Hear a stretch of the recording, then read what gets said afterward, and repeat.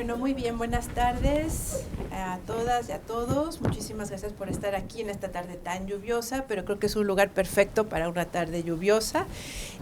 Vamos a tener una presentación y un recital muy interesantes, muy emotivos, pero antes de empezar, quiero agradecer, como siempre, la generosidad del Observatorio Cervantes por acogernos, abrirnos las puertas para hacer esta presentación, a su director Daniel Aguirre, a Javier Puella Mena, lo extrañamos muchísimo, estás aquí con nosotros, Javier, a Victoria Whitney, la Program Manager, Laura Puerta, sin ustedes esto no habría sido posible, así que muchísimas gracias. También quiero agradecer a tres instancias más que han hecho posible este evento. Primero, la UNAM Boston, con su director Javier Laguna y Héctor Zavala, el gran Héctor Zavala, el Consulado de México, al cónsul Carlos Iriarte y a Bárbara del Castillo por su trabajo en la difusión y su apoyo, y a la Organización Cultural Ágora, su directora Elsa Mosquera, Elizabeth Rodríguez y Seida García por su ayuda en los aspectos técnicos. Y bueno, quiero darle la más cordial bienvenida a la doctora Ana Laura Santamaría. Ella es egresada de la carrera de Literatura Dramática y Teatro de la UNAM. Cuenta con una maestría en Filosofía y un doctorado en Estudios Humanísticos por el Tecnológico de Monterrey. Es autora de los libros Implicaciones estéticas de la Antígona de Sófocles, una reflexión sobre el pensamiento trágico griego, publicado por Plaza y Valdés en el 2009, y otro libro, Desde la butaca, Teatro Regiomontano en el fin del milenio, por la Universidad Autónoma de Nuevo León en el 2000. Ha publicado diversos artículos y capítulos de libros en los que investiga la obra de Rosario Castellanos, así como las relaciones entre la literatura dramática y la filosofía. Durante 13 años escribió crítica teatral en el periódico Milenio, Diario de Monterrey. Es directora de la Cátedra Alfonso Reyes en el Tecnológico de Monterrey, institución donde también es profesora en la Escuela de Humanidades y Educación. Y un fun fact, Ana Laura y yo hemos sido amigas desde los 12 años, así que es todo un gusto y un honor tenerte aquí con nosotros, Ana. Gracias. Muchas gracias. Bienvenida y bienvenidos también. Exactamente, apenas. Muy bien. Y también, bueno, ya vamos a conocer a su equipo, Patricio Garza y Bárbara Gutiérrez, que nos acompañarán en el recital. Entonces, muchísimas gracias. Gracias. Bueno, pues muchísimas gracias a mi querida amiga y muchísimas gracias por estar hoy aquí, por desafiar el frío y la lluvia de Boston. Y efectivamente esta será una doble jornada. Tendremos primero esta charla y después tendremos la presentación del recital. Espero que no sea demasiado agotador escucharme durante un poco más de 2 horas. Los agradecimientos también al Observatorio Cervantes, por supuesto, por su hospitalidad tan cálida, y a la UNAM Boston por esta colaboración y por esa maravillosa ofrenda que han puesto ahí, que nos hace sentir todavía más cerca de Rosario y de nuestra cultura y nuestras tradiciones. Hacer un recorrido por la obra de una de las más grandes poetas que ha dado la lengua castellana es adentrarnos en una escritura comprometida con una dimensión existencial, ética y estética, con una forma de estar en el mundo y de nombrarlo, con una incansable búsqueda y hallazgo de la palabra perfecta, del ritmo preciso, con una indagación existencial que tiene que ver con el sentido, la autenticidad y la responsabilidad del uso de la palabra.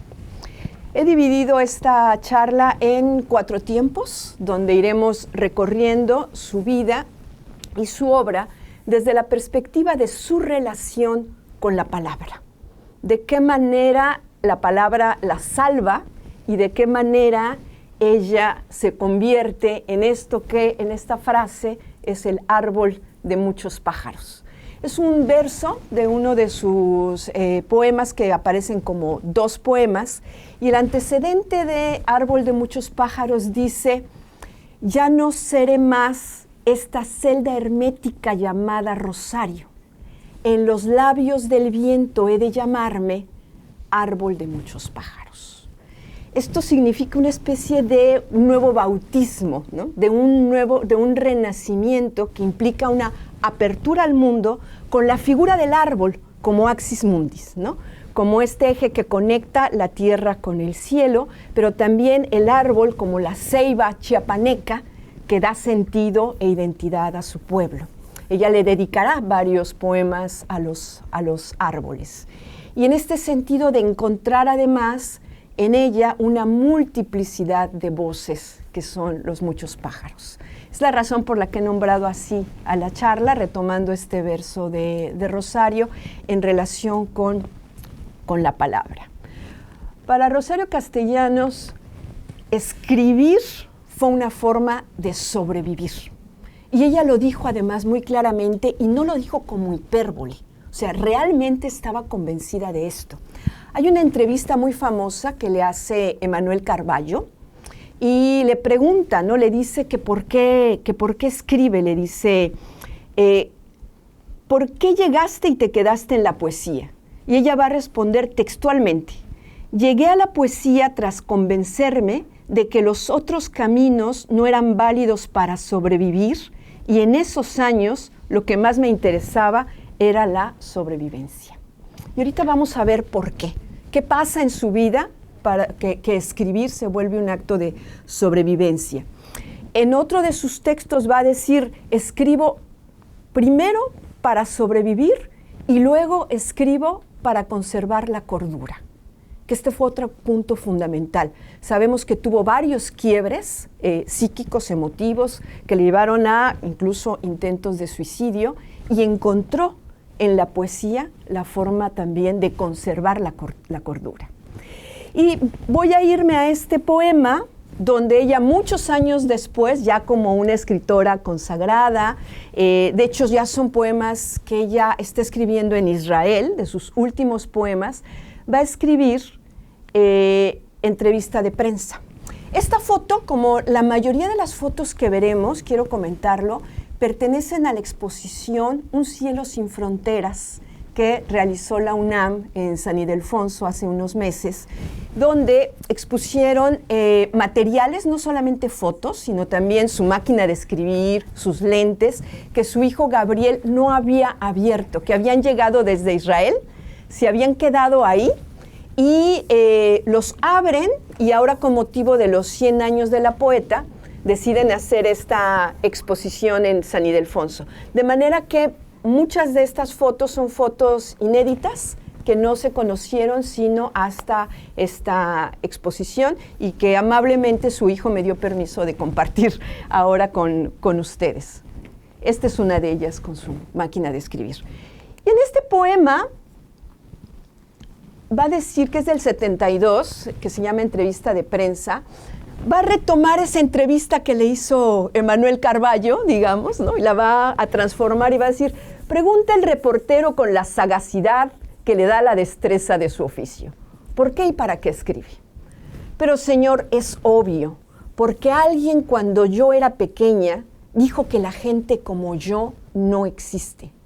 Porque su cuerpo, y aquí vamos a ver alguna característica de la poeta en el manejo de la precisión del lenguaje, porque su cuerpo no proyecta sombra, porque no arroja peso en la balanza, porque su nombre es de los que se olvidan. Y entonces, pero no es tan sencillo. Escribo porque yo, un día, adolescente, me incliné ante un espejo y no había nadie. A mí, el manejo de estas figuras, o sea, el cuerpo que no proyecta sombra, y el peso que no pesa en la balanza, ¿no? Este sentido de desmaterialización, y el nombre es de los que se olvidan, ¿no? Hay una necesidad de rematerializarse a través de la palabra. Va a haber en ella En este otro poema, este es un poema más temprano, El resplandor del ser, esta relación con la palabra como una forma también de consagración. Es decir, me permite vivir, pero requiere que yo me consagre a la palabra. Y a mí me parece que hay en su poesía temprana una mística al respecto, pero ese es todo otro tema para desarrollar. Pero me gustaría que nos detuviéramos en este otro poema, El resplandor del ser, donde vamos a ver qué es lo que pasa con el ejercicio de expresarse con la palabra, ¿no? Dice, en mí crece un rumor lento como en el árbol, la figura del árbol, ¿no? Como en el árbol cuando madura un fruto. Todo lo que era tierra, oscuridad y peso, lo que era turbulencia de savia, ruido de hoja, va haciéndose sabor y redondez, inminencia feliz de la palabra. Es una forma de ordenar un caos, ¿no? Ruido de hoja, turbulencia de savia, todo lo que está previo a germinar va cobrando forma, la forma redonda de la perfección, y sabor. Sabor y redondez, inminencia feliz de la palabra. Porque una palabra no es el pájaro que vuela y huye lejos, porque no es el árbol bien plantado, otra vez dos figuras que habíamos visto, el árbol y los pájaros, porque una palabra es el sabor que nuestra lengua tiene de lo eterno. Por eso hablo. Boca que se abre para decir sí, como se abre asintiendo la semilla, o sea, este sentido de entrega. No ser ya más, o ser sumisa, un instrumento, una flauta en los dedos de la música, una espiga inclinada bajo el verano inmenso. O sea, me entrego a la palabra como una forma de búsqueda de eternidad. Este es el sentido místico profundo que hay en su motivación. Por eso ella va a decir que la vocación literaria no va a ser un hallazgo de la inteligencia y del gusto. ¡Ah, me gusta esto!, ¿no? Sino va a venir de fuerzas mucho más profundas. Lo va a decir así en uno de sus ensayos donde reflexiona sobre sí misma. Dice, no entiendo el descubrimiento de la vocación literaria como un acto de la inteligencia que se revela en un hecho que hasta entonces había permanecido oculto. No. Entiendo el descubrimiento de una vocación literaria como un fenómeno que se sitúa en estratos mucho más profundos, mucho más elementales del ser humano, en los niveles en los que el instinto encuentra respuesta, ciega pero eficaz, a una situación de emergencia súbita, de peligro extremo, cuando se trata de un asunto de vida o muerte en que una persona se juega todo a una carta y acierta. Para mí es muy importante que veamos este sentido tan profundo que tiene para ella el escribir, ¿no? No es solamente una búsqueda intelectual, sino viene de las entrañas de la sobrevivencia. Vamos ahora a hacer el recorrido por su vida, ¿no? Con este preámbulo. Vamos a ver, ustedes saben que Rosario nace en el pueblo de Comitán, Chiapas, extremo sur de México. Aquí podemos, a ver, aquí no tengo para señalar, pero bueno, podemos ver que si ahí está Chiapas, Comitán está ya prácticamente en la frontera con Guatemala. No sé si algunos de ustedes haya estado alguna vez en Comitán. San Cristóbal seguro, ¿no? Es un poco más turístico, ¿no? Comitán, cuyo nombre en lengua tzotzil es Baluncanán, que es el nombre de su famosa novela, ¿no? Ella en realidad nace en la Ciudad de México, pero porque la mamá había perdido antes a un bebé, y entonces para asegurarse que iba a tener la atención médica adecuada en este embarazo, es que nace en la Ciudad de México. Aquí están sus papás, y se la llevan muy pequeñita, se van a Comitán, donde el papá es un terrateniente muy poderoso. Él había estudiado, además, me parece que en el MIT, había estudiado en una universidad de los Estados Unidos, y se casa con Adriana Figueroa, que era una mujer de una clase mucho más precaria que la que él pertenecía. Y ahí va a crecer su infancia, Rosario Castellanos, y los primeros años de su adolescencia. La imagen que tenemos, a sus papás no los habíamos visto nunca antes de esta exposición de Un cielo sin fronteras. No los conocíamos, por lo menos yo no había visto ninguna foto de ellos. En Un cielo sin fronteras los pudimos ver por primera vez y me encantó cómo se ajustan a la descripción que hace la voz narrativa de la niña de Balún Canán. ¿Se acuerdan que la novela empieza, primero habla la nana, ¿no? Y dice que les han quitado la lengua y ella le dice, no cuentes esa historia, y la nana le dice, yo no hablo con un grano de anís. Y ella le contesta, no soy un grano de anís, soy una niña. Y aquí puse esta cita donde describe a sus padres. Dice, no soy un grano de anís, soy una niña y tengo 7 años, los 5 dedos de la mano derecha y 2 de la izquierda. Y cuando me yergo, puedo mirar de frente las rodillas de mi padre. Más arriba no. Me imagino que sigue creciendo como un gran árbol, otra vez, y que en su rama más alta está agazapado un tigre diminuto. Mi madre es diferente.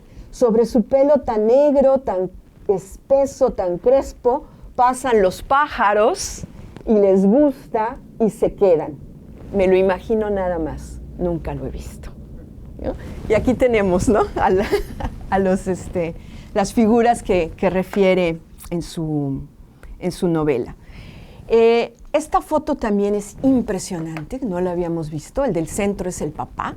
Lo vemos con lacandones y también con 2 de sus, ¿cómo les llaman a ellos? Los que le ayudan al terrateniente, ¿no? Él era un cacique, ¿no? El papá era un cacique. Y si ustedes han leído Balún Canán y luego Con oficio de tinieblas y los cuentos de Ciudad Real, vemos cómo ella va a narrar las condiciones terribles de explotación de los indígenas. Pero ella lo vive de primera mano, ¿no? Aquí están las fotos de los lacandones y del padre. A mí me parece que esta infancia en Chiapas va a ser definitiva para toda su producción literaria. Yo propongo estas cuatro líneas que la van a marcar. La indignación por las condiciones de explotación de los indígenas, sin romantizarlos, porque ella siempre se va a negar a que la cataloguen como indigenista, porque considera que el indigenismo podría romantizar a los indígenas, digamos. Es toda una discusión, pero ella sí lo ve. La denuncia de un conservadurismo extremo que somete a las mujeres al encierro y las condena a la desesperación. Esto sobre todo lo vemos en su libro de cuentos, no sé si acá lo conozcan, Los convidados de agosto. Son las mujeres de San Cristóbal, ¿no? Y la muerte de su hermano, perdón que se me fue una S de más, de su hermano Mario, su hermano menor, que la va a enfrentar desde muy pequeña a la soledad y a la culpa. Porque después de la muerte del hermano, los padres caen en un duelo absoluto, cierran prácticamente la casa, ya no se abren a socializar y no le permiten además a la niña ningún tipo de juego, de salida, ¿no? Está como las hijas de Bernarda Alba, ¿no? Completamente encerrada en el duelo. Y es tan terrible los padres no se pueden recuperar nunca de la pérdida de Mario, que cuando se van a vivir a la Ciudad de México exhuman el cuerpo de Mario y se llevan sus cenizas. Y esto hace que la niña crezca en una soledad tremenda, pero también en una enorme culpa. Ahorita vamos a platicar un poco por qué. Bueno, aquí están estos 2 libros que hablan claramente de las condiciones de los indígenas en Ciudad Real y Los convidados de agosto. Y el otro punto, perdón, que se me pasó fue el de la relación profunda con la naturaleza, ¿no? Sobre todo con los árboles y con los ríos. En este poema que viene del Rescate del Mundo, que a mí me parece un poema verdaderamente poderosísimo, vamos a ver su relación con los árboles de otra manera. Dice, se llama El cofre de cedro, el hacha que taló, para siempre olorosa, y el árbol cautivado con las entrañas rotas. Aquí estás, bajo un techo en un rincón de la alcoba y te confían huéspedes y tú como que aceptas y reposas. No vendas tu memoria a la triste costumbre y a los años. Nunca olvides el bosque, ni el viento, ni los pájaros. Es decir, el árbol se ha transformado en el cofre de cedro, pero tiene memoria. Y a mí me parece que en este poema está hablando de ella misma, ¿no? Hay algo que la rompe desde las entrañas y que tiene como que acepta a huéspedes, ¿no? Sus relaciones con otros, pero hay un llamado a decir, pero nunca olvides de quién eres, ¿no? De dónde eres, ni el bosque, ni el viento, ni los pájaros. Entonces, para mí estas son las 4 relaciones que ella tiene de su infancia en Chiapas. Los indígenas, las mujeres, la muerte del hermano, la relación con la naturaleza. Y aquí está el hermano. Al hermano tampoco lo conocíamos. Quienes han leído Balún Canán lo sabemos muy cercano, pues una novela tremendamente autobiográfica.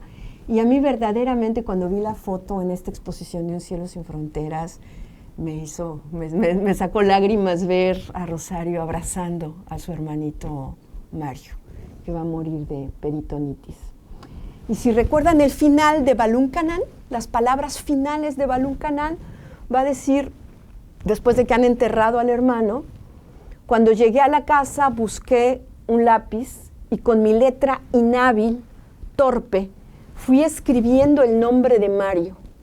Mario en los ladrillos del jardín, Mario en las paredes del corredor, Mario en las páginas de mis cuadernos, porque Mario está lejos y yo quisiera pedirle perdón. Entonces aquí vemos que cómo la palabra invoca lo que nombra, invoca a Mario. Ella ensaya otro final de Balún Canán antes, y ahí hace un juego muy interesante. Ahí dice que lo que no quería era que ellos los amenazaban con el infierno, ¿no? A los niños, y decían, pero algo más terrible que el infierno es ¿quién creó el infierno? ¿Quién creó el infierno? Dios. O sea, ¿a quién hay que tenerle miedo? A Dios. Entonces dice que después de que va y ve que Mario está en una tumba, llega a la casa para escribir Mario y para que Dios piense que Mario está ahí en la casa y no lo encuentra en la tumba. Ese es el otro final que ensaya. Pero aquí se queda con el tema de la culpa y del perdón. ¿De dónde viene esto? ¿De dónde viene la culpa? En las cartas a Ricardo, de las cuales también vamos a hablar más al rato, que es el famoso, el hombre de su vida que le hizo sufrir tremendamente, en estas cartas a Ricardo le dice, usted sabe que tuve un hermano, y es que le hablaba de usted en un juego, usted sabe que tuve un hermano y que se murió, y que mis padres, aunque nunca me lo dijeron directa y explícitamente, de alguna manera me dieron a entender que era una injusticia que el varón de la casa hubiera muerto y que yo, en cambio, continuara viva y coleando. Siempre me sentí culpable de existir. Y si se acuerdan, esto en Balún Canán está tal cual, ¿no? Va a decir, cuando le predicen a la mamá que va a morir uno de sus hijos, dice, pero que no sea el varón. Entonces hay una culpa enorme de la sobreviviente, una soledad y una culpa que ella siente que tiene que purgar. Aquí quiero contarles cómo esto que ustedes, quienes han leído Balún Canán, lo reconocerán, y quienes no, hay que leer Balún Canán mañana. Ella lo dice esto en uno de sus textos autobiográficos, en Los narradores ante el público. Dice, recuerdo un jardín enorme y abandonado, unos corredores desiertos, unas alcobas clausuradas. Recuerdo la cripta húmeda, oscura, fragante de flores y de ceras, resonante, que es precioso, ¿no? Fragante de flores y de ceras, resonante de sollozos y alaridos. Me recuerdo a mí misma sola. Para conjurar los fantasmas que me rodeaban, yo no tuve a mi alcance sino las palabras. Mas una vez pronunciadas, su poder se evaporaba, se diluía en el aire, se perdía. Era preciso fijarlas en una sustancia más firme, en una materia más duradera. La cal de las paredes, donde apuntaba el nombre del muerto, se descascaraba. Las páginas de mis cuadernos se rompían. Pero aún estas catástrofes tardaban más tiempo en producirse. Y durante ese tiempo yo me sentía fuerte y a salvo de quién sabe qué amenazas. ¿Sí? ¿Cómo encuentra el refugio y el intento de que las palabras perduren? Si recuerdan el poema, las palabras es el sabor que los humanos tenemos de lo eterno, ¿no? Entonces ella, después de la muerte de su hermano, dice que por un lado los padres la olvidaron y luego la mimaban de ciertas maneras y le compran una suscripción a una revista infantil. Y esta revista infantil tenía un espacio para que los niños pudieran mandar por correo, ¿verdad? Y esperar un buen rato algún texto que les podían publicar. Y ella recibe esta revista que se llamaba Paquín, una cosa así, y manda sus primeros versos. Y sus primeros versos tienen que ver con un perro llamado Rintintín. Y lo primero que ella rima y publica es esto. Me gusta leer Paquín porque sale Rintintín. ¿Okay? Esto es lo primero. Y entonces nos lo cuenta muy lindo qué es lo que pasa con ella cuando ve la publicación, ¿no? Nos va a decir: lo escribo en las páginas de un cuaderno escolar y en el momento en que lo leo me doy cuenta de que ese par de renglones que se gestaron en lo más profundo de mis entrañas acaban de romper su cordón umbilical. Se han emancipado de mí y ahora se me enfrentan como autónomos, como absolutamente independientes y todavía algo más, como extraños.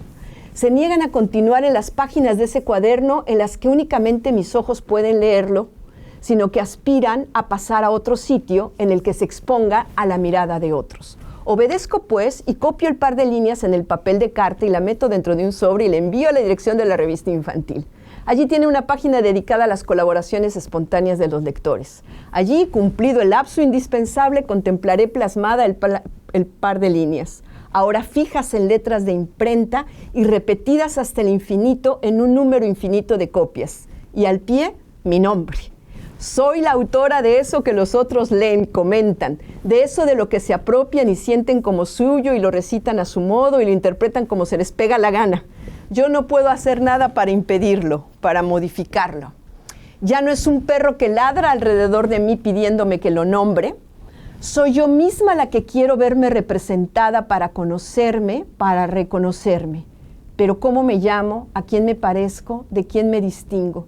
Con la pluma en la mano inicio una búsqueda que ha tenido sus treguas en la medida en que ha tenido sus hallazgos, pero que todavía no termina. A eso se va a dedicar toda su vida, a encontrarse en las palabras que necesita publicar. No solo necesita escribir, sino necesita publicar. Muy bien. A los 16 años llega a la Ciudad de México con sus papás, llega a vivir a la calle donde nació y vivía María Luisa cuando yo la conocí, a la calle de Bajío en la Roma Sur. Yo vivía en la calle de Junto, que es la calle de Tehuantepec, y a la vuelta de mi casa, mis papás me celebraron mi primer año de vida en la escuela Luis G. de León, que la rentaban para hacer cumpleaños.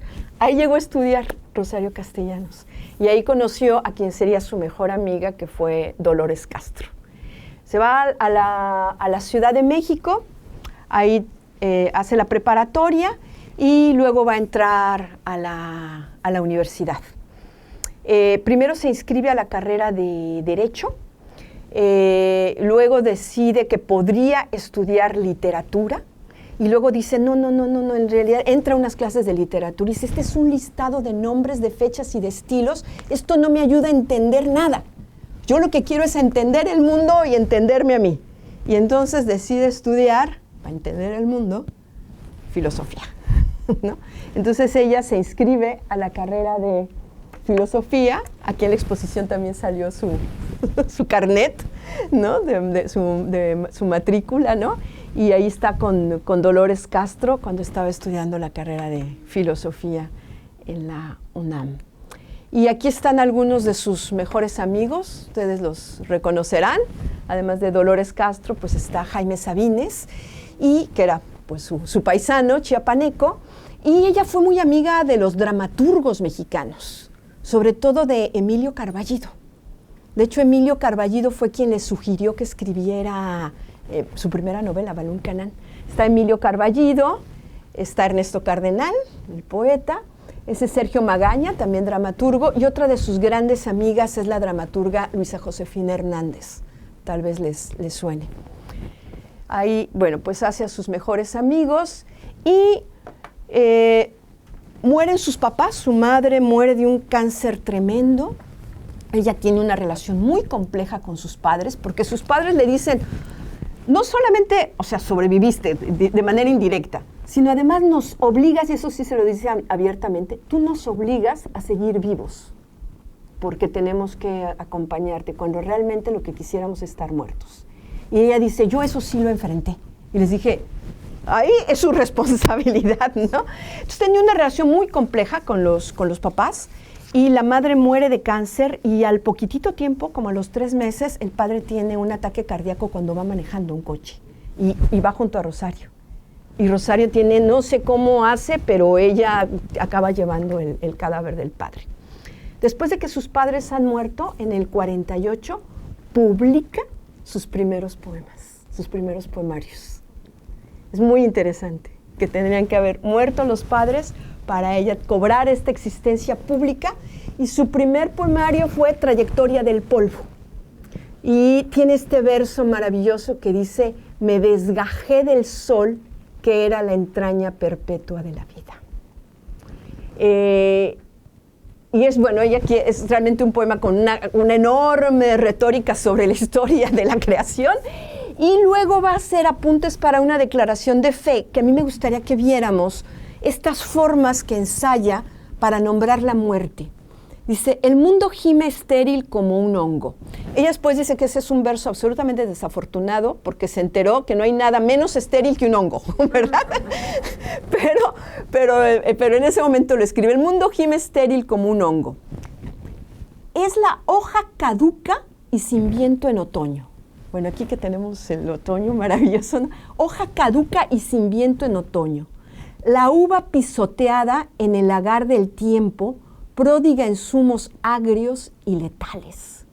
Es la rueda isócrona fija entre 4 cirios. Esta nube exprimida y paralítica, esta sangre blancuzca en un tubo de ensayo. ¿Qué cantidad de imágenes para nombrar la muerte? Lo que no se mueve, lo inerte. Es impresionante, ¿no?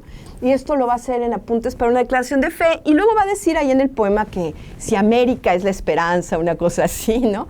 Pero estos 2 primeros poemarios están después recopilados en su obra maravillosa, Poesía no eres tú, ¿no? La recopilación completa de toda su poesía están estos 2 primeros poemarios. Luego va a escribir de La vigilia estéril, que a mí me parece que es un poemario realmente donde está ensayando una mística erótica muy, muy interesante. Va a ser una gran lectora de Santa Teresa.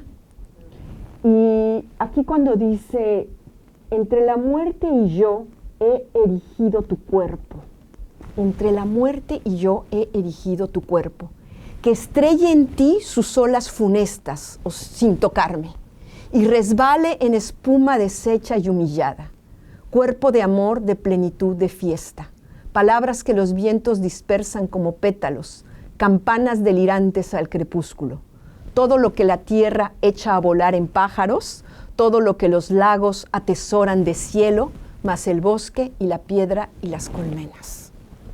A mí me parece que este cuerpo al que se refiere es un cuerpo místico que puede detener la muerte. Esto es en La vigilia estéril de 1950. Ella dice también que es muy famosa su tesis con la que se gradúa de filosofía, y se va a convertir en esto de sobrecultura femenina. Lo escribe en el 50, pero no salió publicado sino hasta el 2005. O su tesis de filosofía y dice, simultáneamente me ejercitaba en la prosa redactando la tesis que presentaría en mi examen profesional. Si resultaba aprobada, me concederían el grado de maestra en filosofía.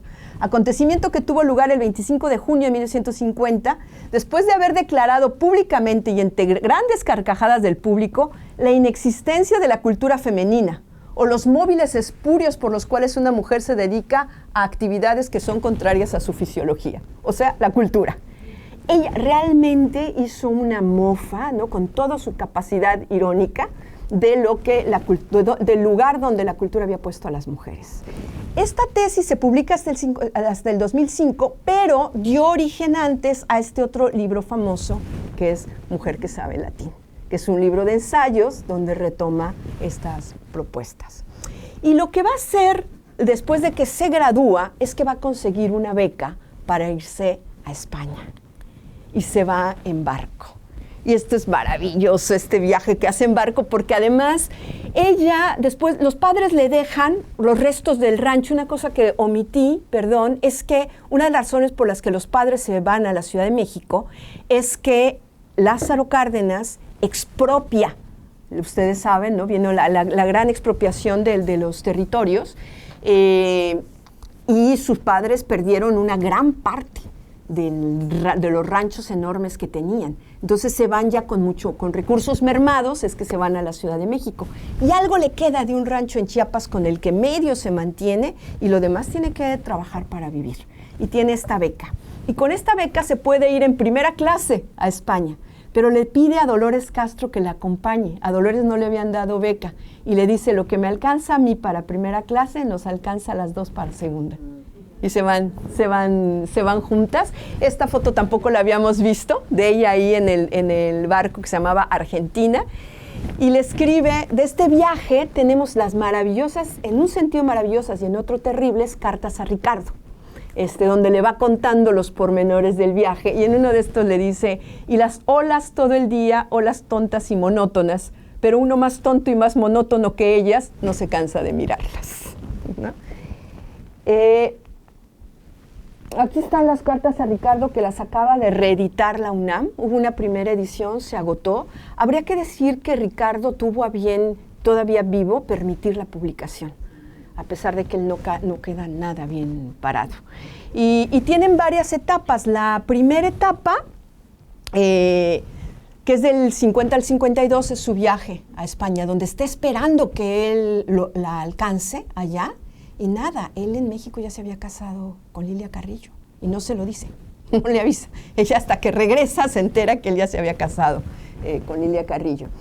Y después y ahí es donde va a escribir, ahorita vamos a platicar de un poquito, Lamentación de Dido, que vamos a escuchar completa en el recital, donde cuenta lo doloroso que fue llegar a México y saber que él se iba. ¿No? Que él estaba casado y que además se iba a Europa, ¿no?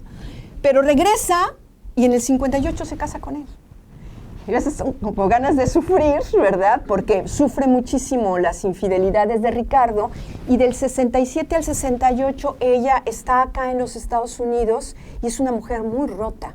Ha pasado por un intento de suicidio, tiene que estar consumiendo Valium. El poema de Valium 10 es verdad, tenía que consumir, le pide a Ricardo que le mande Valium, y ahí se va a enterar cuando le llega el niño, que le dice que le mande a Gabriel, y por Gabriel se entera que el papá tiene ya otra amante, y que está viviendo además con la otra amante, y que el niño quiere que además la amante sea su mamá, ¿no? Son cartas durísimas, las del 67 al 68. Las del 50 al 52 son realmente una crónica de viaje que vale la pena conocer. Las otras también, ¿no? Vale la pena conocerlas, son muy, muy dolorosas. Siempre se va a hacer esta pregunta. O sea, a pesar de que ella ya publica y gana premios, dice, yo necesito estar ganándome constantemente en lugar de ser escritora. Y aquí viene donde ella considera que tiene sus mayores logros. En los poemas que escribe del 53 al 55, regresa a México, se entera de que Ricardo ya se casó, se va a Chiapas un rato y en Chiapas se rapa lo cual nos recuerda mucho a Sor Juana, a nuestra otra gran poeta, ¿no? En Chiapas se rapa para no correr el riesgo de ir a buscarlo, ¿no? Por eso se rapa ahí en el rancho, y luego le da un principio de tuberculosis y se tiene que volver a la Ciudad de México, está 3 meses hospitalizada, y ahí tiene otra beca para escribir, y ahí vienen estos que para mí, ella los consideraba como sus grandes obras. Decía, aquí lo que yo me propuse y lo que logré coinciden plenamente, que son Los misterios gozosos, El resplandor del ser, que es ese fragmento que vimos de cómo se gesta la palabra en el árbol, es un fragmentito, y Lamentación de Dido. Y de Lamentación de Dido va a decir, a ver, no hay nada más trivial que una mujer abandonada por un hombre. Eso sucede todo el tiempo. Pero yo tenía que darle una forma clásica a este dolor. Y la figura que busqué, el arquetipo que encontré, es el de la reina Dido, narrada por Eneas, por Virgilio en la Eneida, que es esta reina que se enamora de Eneas, y cuando Eneas se va, nada menos que a fundar Roma, pues Dido se suicida. Y ella se identifica con ese dolor de Dido y da esta forma al poema. En el recital, es la columna vertebral del recital, es un poema complejo, largo, y esta historia también inspiró una ópera de Purcell, una ópera barroca que se llama Dido y Eneas, que tiene un aria muy famosa que se llama Dido's Lament, y mucho se conoce popularmente como Remember Me. Bueno, esa aria va a enmarcar el poema que van a ver en el recital. Y esto porque a veces nos dicen, ¿por qué pusieron música en inglés en medio del poema? Bueno, porque es el aria de Dido's Lament. Bueno, ella realmente, Lamentación de Dido, decía, tengo miedo de volver a escribir un poema como este y tengo miedo de no volver a escribirlo. O sea, así es que decidí empezar de cero. Y su siguiente poemario se llama Al pie de la letra. Y al pie de la letra uso otro tipo de... perdón. Bueno, aquí nos vamos con cuando hace Balún Canán, durante esta época de estos poemarios, digamos, tan logrados, ella en el 55 va a generar Balún Canán por invitación de Emilio Carballido. Emilio Carballido le dice, esto que tú hiciste lo tendrías que narrar en una novela. Y entonces dice... A medida que avanzaba, iba cobrando conciencia de cuál había sido la situación en que transcurrió mi infancia, de cuál era la clase a la que entonces había pertenecido, y de que el problema indígena en el que jamás me detuve a pensar demandaba ahora no solo mi atención intelectual, sino una actitud moral determinada. Esto es fabuloso, ¿no? O sea, me doy cuenta de mis privilegios, de la situación privilegiada en la que crecí, y entonces implica que yo tenga una actitud moral frente a esto. Y va a escribir entonces su otra gran novela de tema indígena, que es Oficio de Tinieblas. Pero no solamente va a escribir esto, sino que ella se va a San Cristóbal, vuelve a Chiapas a trabajar en el Teatro Petul, con las comunidades indígenas, y se iba acompañada de 2 chicos que hablaban, de 2 chicos indígenas, un Tzetzal y un Tzotzil, para que traducían las obras que ella escribía, para hacer campañas de vacunación, de alfabetización, y ahí anda. Y dice, y de aquí se está nutriendo para escribir los cuentos de Ciudad Real y Oficio de Tinieblas. Aquí está el Teatro Petul. Se lo cuenta en una carta a Elías Landino. Soy encargada del Teatro Guiñol y escribo las obras que se presentan y ando por la zona. Y bueno, aquí está esta llamada trilogía indigenista, otro le llaman la trilogía Chiapas, aunque Chiapas tendría que considerar ahí los convidados de agosto, pero ella siempre dijo, yo no soy una escritora indigenista porque considero que los indígenas pueden ser tan terribles como cualquier otro ser humano, que no los podemos romantizar, lo que pasa es que están sometidos a condiciones terribles de explotación. Muy bien, este es un verso de ella, el amor es también polvo y ceniza. En el 58 se casa con Ricardo, y cuando se casa con Ricardo, además, se tiene que hacer cargo de los 2 hijos que Ricardo tuvo con Lilia Carrillo, ¿no? Entonces, aquí está Gabriel en medio, ¿no? El consentido, que es hijo de ellos dos, y los dos hijos de Ricardo con Lilia Carrillo, ¿no?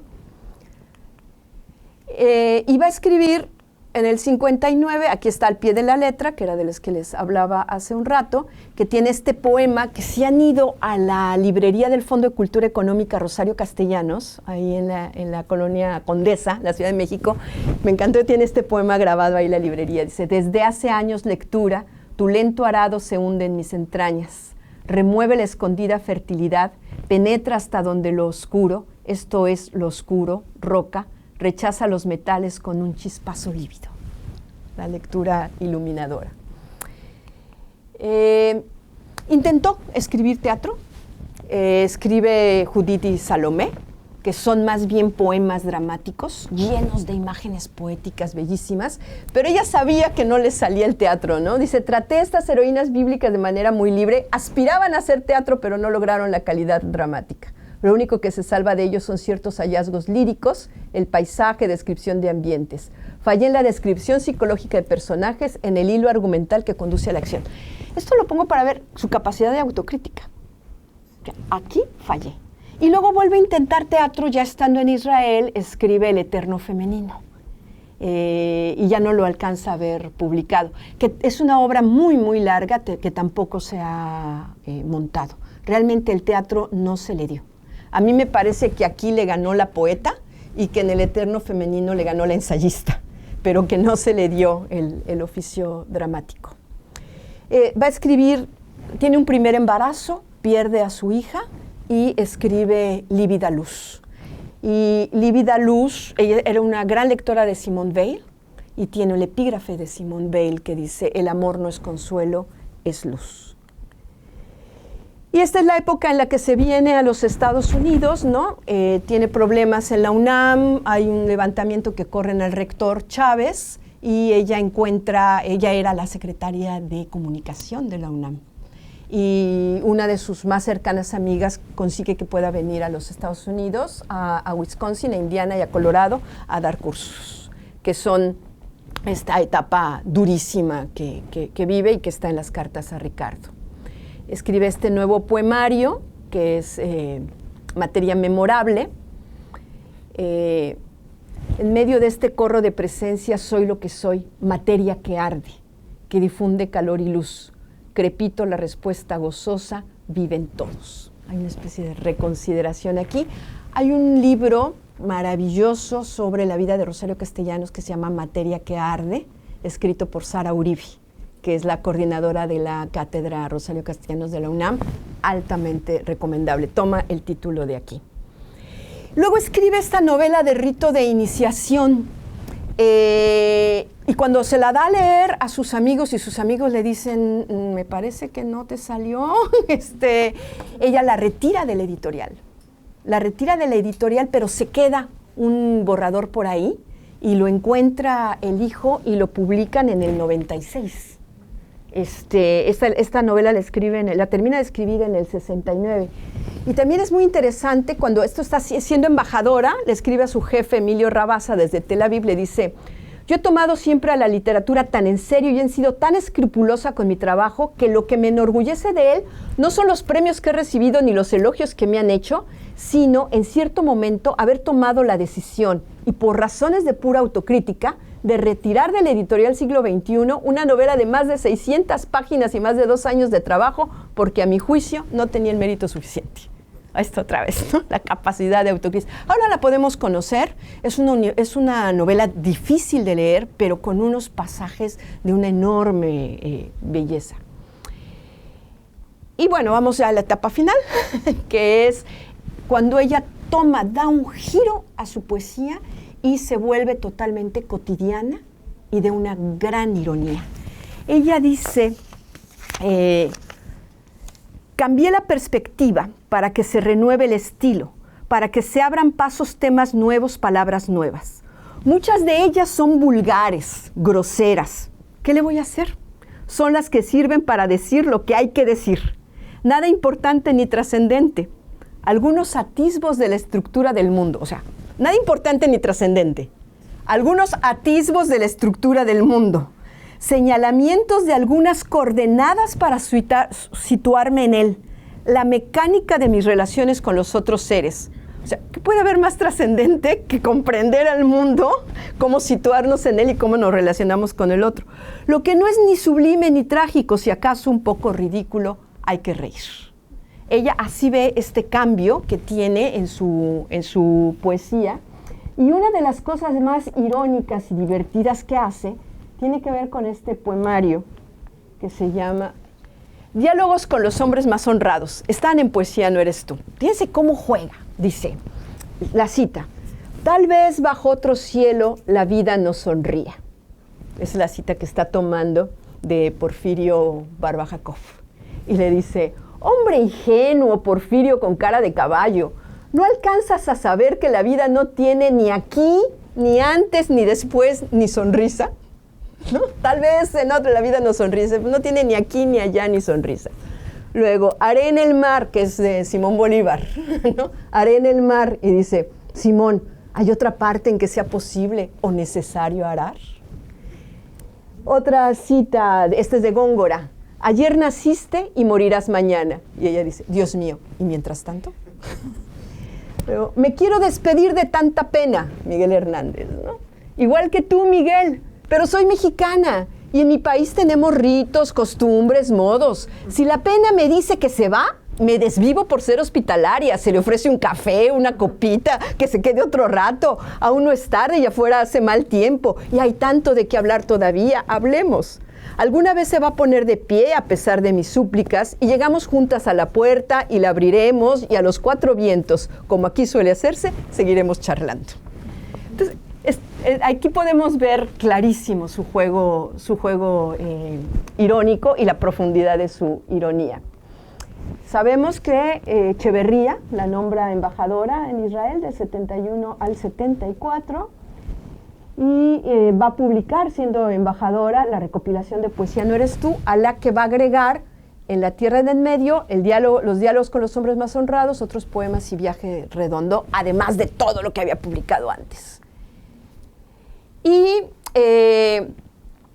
va a publicar también Álbum de familia, que son cuentos sobre mujeres, son cuentos de un feminismo, de una agudeza enorme. Y ella va a decir, en realidad lo que a mí siempre me ha preocupado son las mujeres.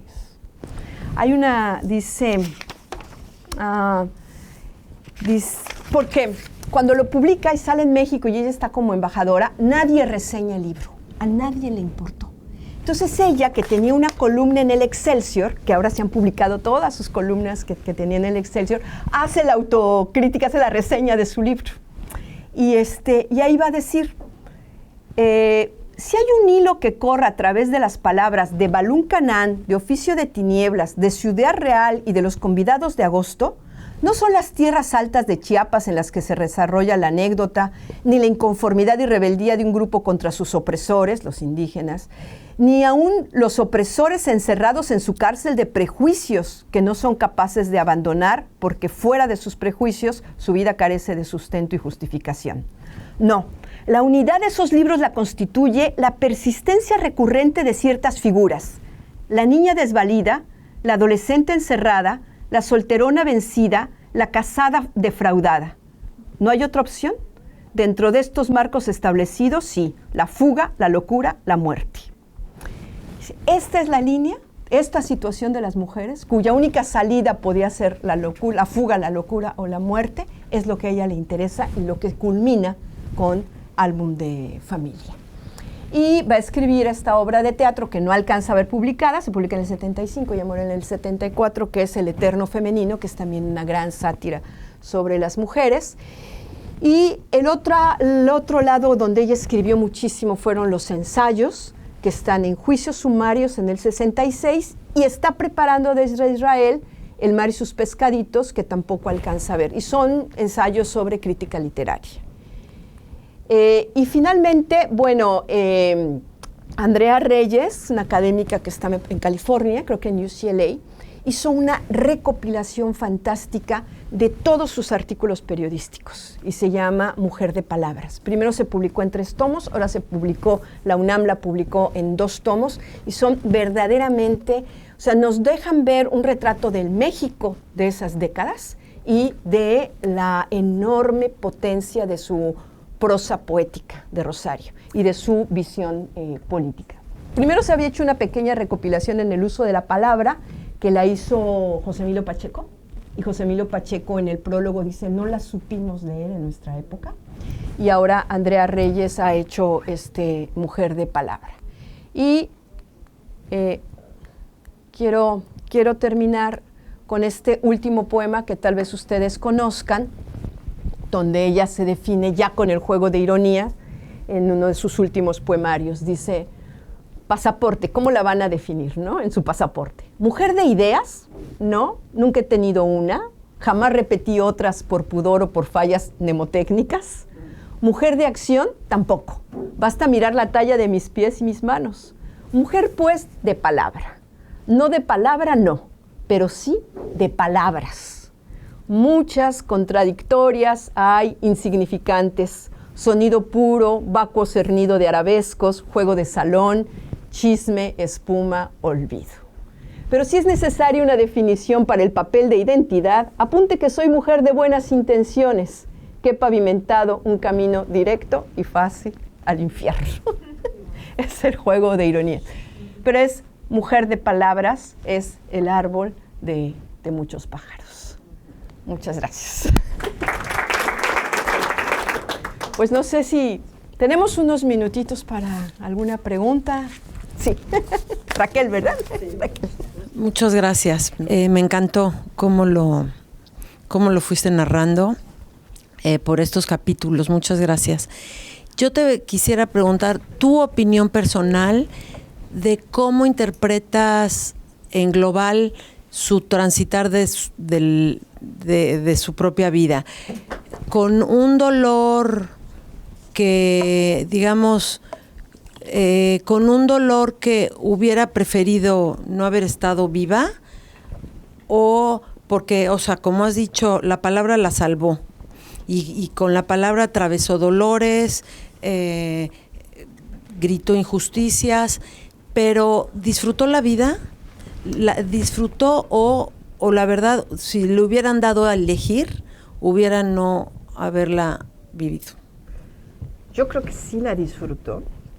No disfrutó sus relaciones sentimentales, ¿no? Nada. Esa relación con Ricardo fue terrible y le costó mucho liberarse de ella, pero sí me parece que en sus misterios gozosos, y vamos a cerrar el recital con uno de sus misterios gozosos, donde dice, a veces tan ligera como pez en el agua, me muevo entre las cosas feliz y alucinada.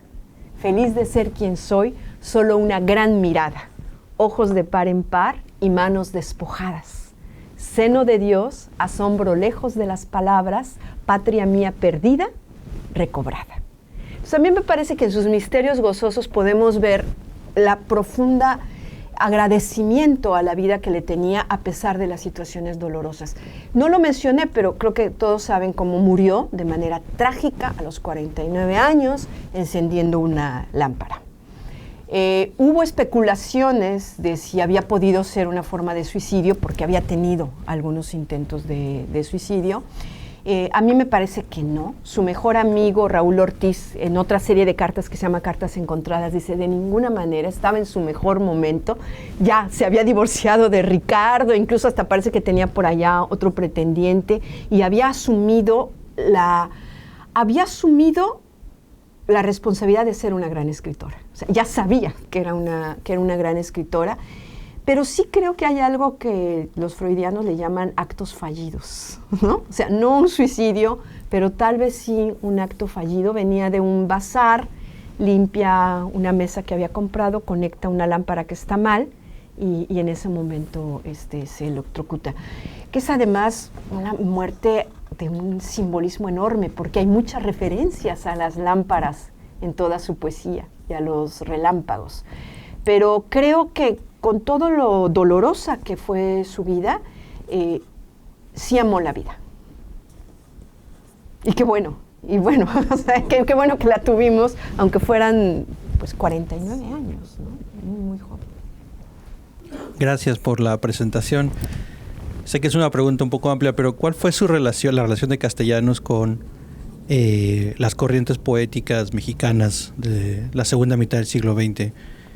Otra manera de preguntar es ¿cuáles fueron sus influencias poéticas más importantes? Quisiera saber un poco también su relación con el medio cultural mexicano, dónde estaba ubicada más o menos. ¿Dónde se situaba? Ella pertenecía al grupo que le llamaban el grupo de los 8, donde estaba Alejandro Avilés, que por cierto dirigía un suplemento cultural del Partido Acción Nacional.